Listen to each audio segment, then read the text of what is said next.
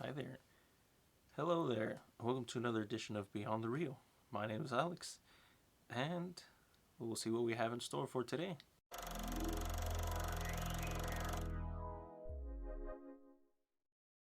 Today, I'm going to try to do a scene breakdown slash watch along, and today I've chosen the introduction of a film called From Dusk Till Dawn, written by Quentin Tarantino, directed by Robert Rodriguez, while starring Quentin Tarantino and George Clooney.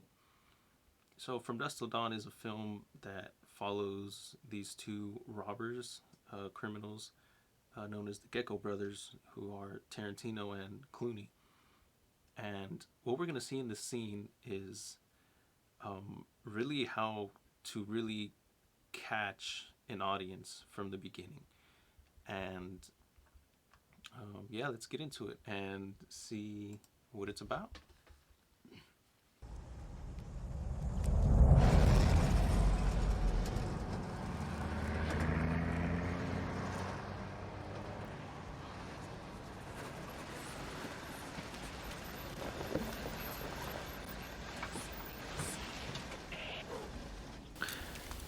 Here we see World of Flicker. Very slow start, very moderate start.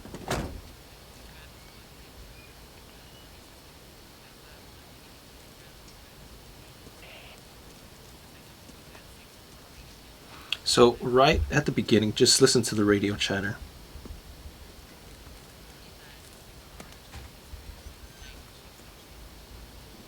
So I have the subtitles on because that radio chatter is very important. Well, you know, S- it's a hot goddamn day. I haven't felt it a bit. Been inside with air conditioner blasting all day long. Oh, is that right? That's right. So just typical chit chat. I'm by myself today, ate my lunch out of the microwave. Jesus H. Christ, Pete. When you learn that microwave food to kill you faster than a bullet. Some of them damn burritos think they're not very heavy. But he's high on weed. Pour me down a bottle of that Jack, will you? So notice how there's no eye contact going on here. I think I'm gonna get tanked tonight. What's the matter?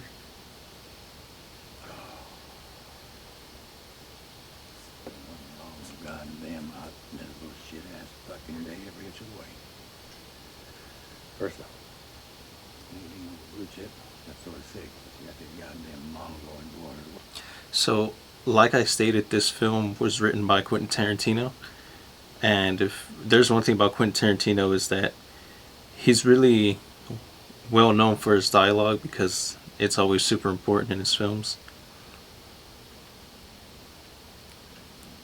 So we'll probably just skip ahead in a bit, but this is where it gets important. I guess you heard about this. So we get more details about what's actually going on. That ties into the radio chatter that we heard earlier. Killed some people, Yeah. Sweet time.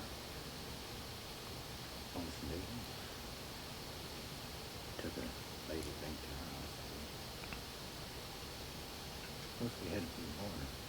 But you bring him right now. So this gives us a lot of background My hands on from his what to face, expect like from that. said suspects. I mean,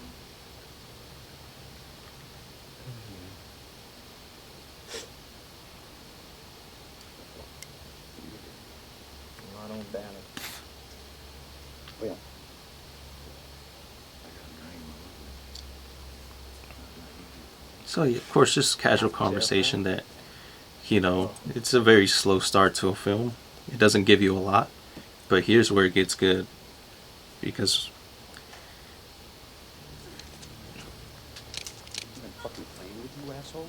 Do you want this little girl to die, or that little girl, or yourself, or your bosom buddy with the badge? Now, I don't want to do it, but I will turn this place into the fucking So now- Wild Bunch if I think that you are fucking with me. What do you want from me? I did what you said. You left me used. So I like how we finally get our look at the Gecko Brothers. I want him out of here in his car. And then, down the road, just like and he that, change the name of this place the to whole Bozeman. scene changes. Because now it adds a lot of stakes.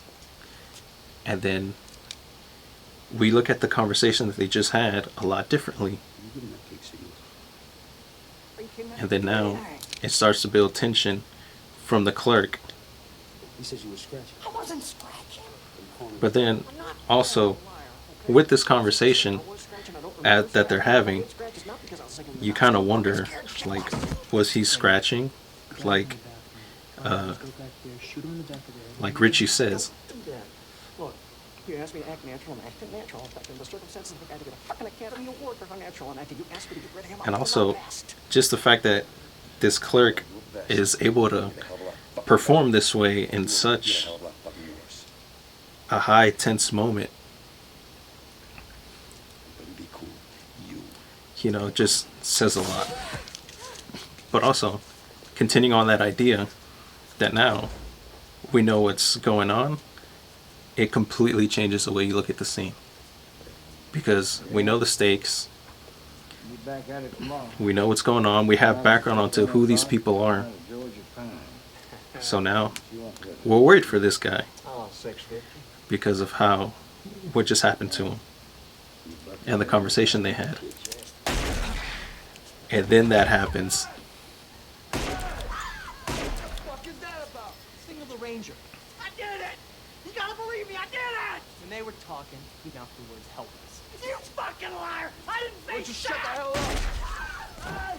And now, What the fuck is your problem? God damn it!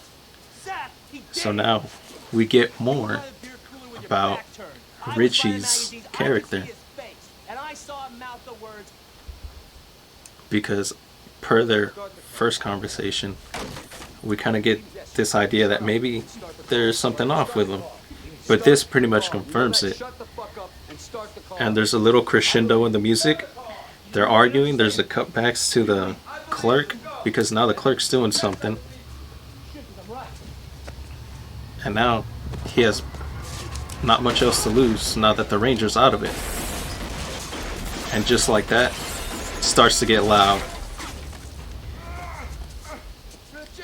And just the sudden change of pace that we get is just off the rails.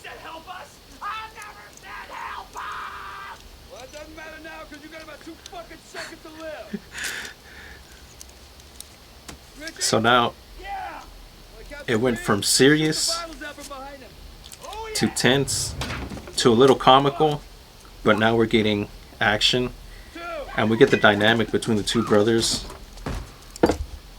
And I like how this shows just how resourceful and merciless they can be. After hearing from the radio and seeing how they're working right now. So it shows us that they do have that interesting dynamic because they're brothers, of how well they work together. And yeah, they can be very cruel, as we see.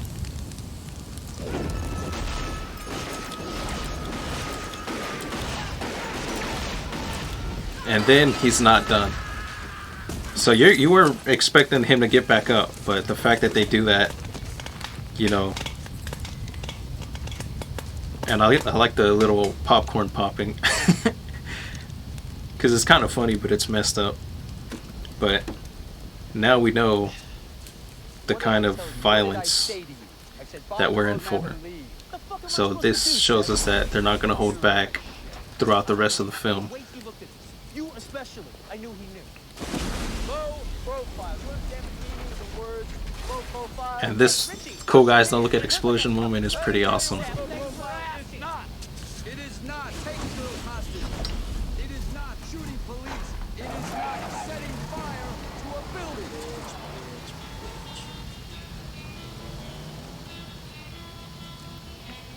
Of course, the nice little drift out onto the open road with a nice little soundtrack. And that is how you start a film. That is how you grab your audience. That is how you give some background to your characters. That is how you set the tone for a film. That is how we know what to expect. What to expect. We know what to expect: brutality, foul language, cruelty, great characters, and of course, just typical Quentin Tarantino and Robert Rodriguez stuff. No surprise that this is one of my favorite film openings ever, and you know, I hope that if you choose to watch, I hope that I hope you enjoyed this, and you know, it's a great film. It's not for everyone because it is pretty graphic. It is rated R, so it's pretty graphic. It has a lot of foul language.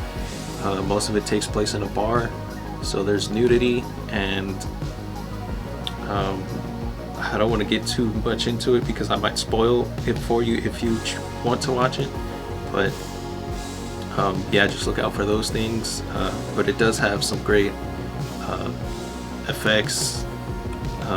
It has some great makeup, because while this film did come out in 1996, you know, for the time it was meant to look like a B movie kind of thing, is what they were going for, and it's low. It is pretty low budget, but for the budget that they had, they did a really good job, because that is one thing that Robert Rodriguez is good at, is making good low budget films.